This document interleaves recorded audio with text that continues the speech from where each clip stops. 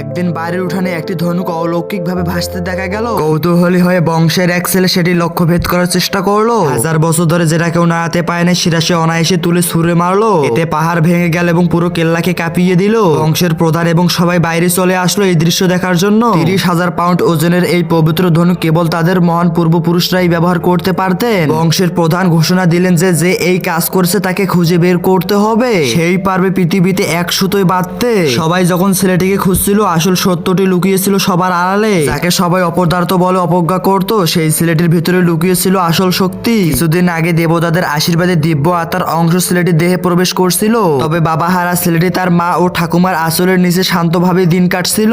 ওদিকে দুর্বল ভেবে অন্য শক্তিশালী বংশগুলো তাদের উপর আক্রমণ করছিল। এই দৃশ্য দেখে ফেলে সেই শক্তিশালী ছেলেটি। শত্রুরা যখন তার উপর আক্রমণ করতে যাচ্ছিল ঠাকুমা বলে তোদের সাহস শুধু দুর্বলের উপর আসল বীরের সামনে নয়। পরের পার্ট দেখতে কমেন্ট করো সবাই।